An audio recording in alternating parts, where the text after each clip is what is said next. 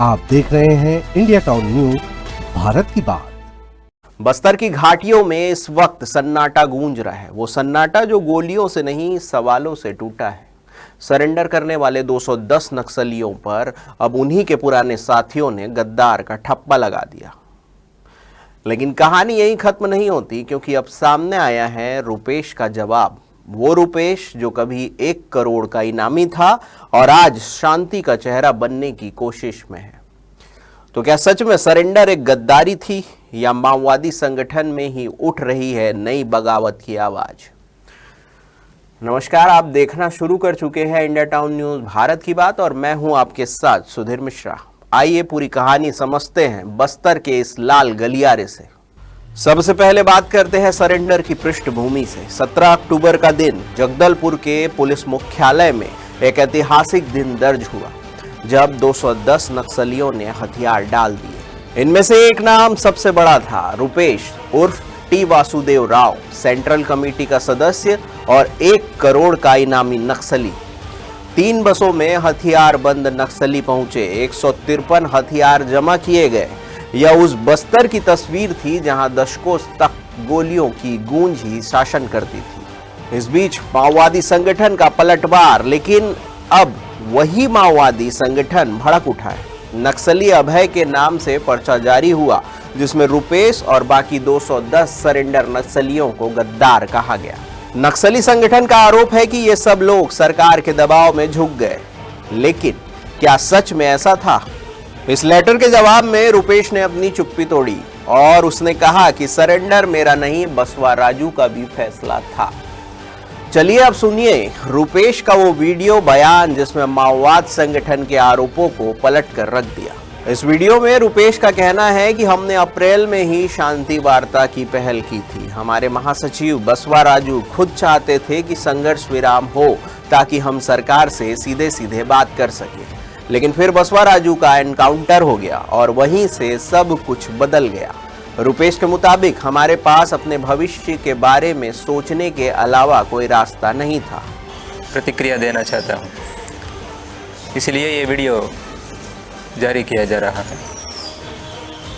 आप लोग तो जानते हैं, यहाँ पूरा हम सब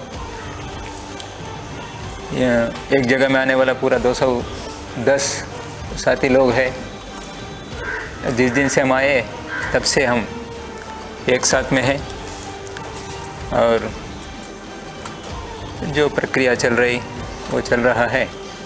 हमारे ऊपर तो कोई यहाँ जो जिस तरीके से आया, इस वजह से हमारे ऊपर कोई दबाव नहीं है।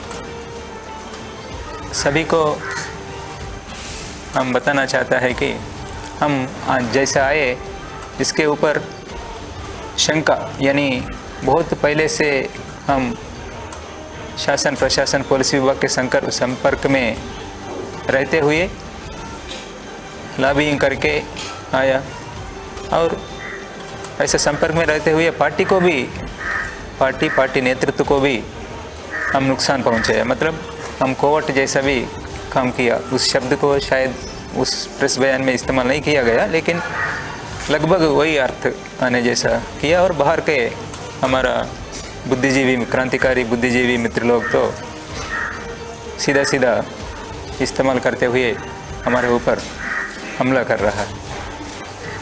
ये स्पष्टता रहना चाहिए कि सभी कुछ कन्फ्यूजन है, बाहर का लोगों को भी, ये क्रांतिकारी बुद्धिजीवियों को या मानवाधिकार संगठनों को ये कन्फ्यूजन है। मैं फिर एक बार स्पष्टता देना चाहता हूँ।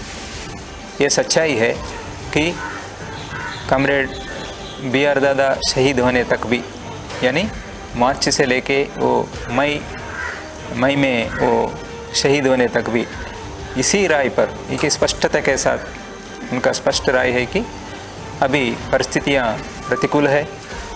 आज हम सशस्त्र संघर्ष को विराम देते हुए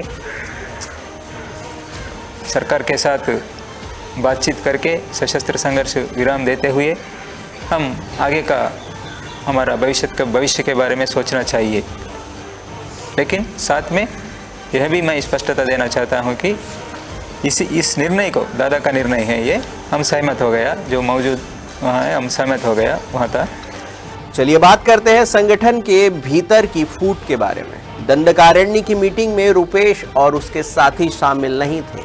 उन्हें नहीं बताया गया था कि उत्तर बस्तर में क्या चर्चा चल रही है। रुपेश का आरोप है कि हमारे लेटर तक को छिपा दिया गया, हमारे विचारों को दबा दिया गया। यह बयान सिर्फ जवाब नहीं बल्कि माओवादी संगठन के भीतर के टूटते भरोसे का संकेत भी है। देवजी दादा और दूसरा एक सीसी कामरेड मौजूद थे। वो 2 सीसी कामरेड्स के अलावा और कोई भी सीसी कामरेड BR दादा का लेटर को अभी तक नहीं देखा। क्यों? PB मेंबर लेट से आए थे, कभी जुलाई आखिर में, अगस्त में, जुलाई में आए थे। Comrade Sonu, PB member Sonu जुलाई में आए थे। फिर उसके बाद बहुत सारा मटेरियल सबके लिए भेज दिया और सोनू दादा को भी कुछ मटेरियल भेज दिया, लेकिन ये नहीं। आखिरी में हमारा महासचिव ने एक महत्वपूर्ण लेटर, आखिरी लेटर जो PB के लिए लिखे थे, उस लेटर अभी तक कोई भी नहीं देखा। क्यों? क्या हो सकता है इसके पीछे? आप लोग सोचना है, आप लोग मांगना है, उस लेटर को पढ़ना है। आप लोग BR दादा का लेटर को भी, BR दादा सीसी कामरेडों के लिए, PB के लिए जो लेटर जारी किए लिखे थे वो भी पढ़ना है। और मुझे BR दादा ने आखिरी लेटर, फाइनल लेटर जो लिखे थे, पहले का भी देख सकते हैं आप लोग। कई लोग यहाँ का, बाकी ये HZC कामरेड्स पूरा सीसी कामरेडों ने, मैं इन लोगों से मिलने से पहले ही यहाँ मौजूद, हमारे आसपास में मौजूद सीसी कामरेडों ने इन लोगों को दे दिया। इन लोग साथ में मिलकर पढ़ लिया और चर्चा भी किया। मैं मिलने से पहले, मैं बाद में मिला था इन लोगों के साथ। यह बयान बताता है कि अब माओवाद की जमीन सिर्फ जंगल तक सीमित नहीं रही, उनके भीतर भी अब सवाल उठ रहे हैं। क्या यह लड़ाई अब विचारधारा की नहीं, जीवित रहने की हो चुकी है? रुपेश ने आगे कहा कि हमें गद्दार कहा जा रहा है, लेकिन हमने पार्टी को बचाने के लिए सरेंडर किया। हमने अपने किसी साथी पर दबाव नहीं डाला है। यह सब का खुद का, स्वयं का फैसला था। उसने आगे कहा कि बसवा राजू का लेटर अभी भी हमारे पास में मौजूद है। उसमें साफ लिखा था कि संघर्ष विराम जारी रहेगा, यानी सरेंडर का फैसला अचानक नहीं बल्कि पार्टी के शीर्ष स्तर पर सोचा समझा कदम था। ये जो लेटर है, अभी सीसी कामरेड तो सभी जानते हैं, आखिरी लेटर जो है, नहीं अभी जो आ रहा है, अभी ये जो स्टेटमेंट में भी, या नहीं तो कैडर को ये जारी किया वाला एक लेटर में भी, और कई साथी लोग अभी वहाँ मौजूद है HZC कामरेड्स, वो साथियों को भी स्पष्टता नहीं है।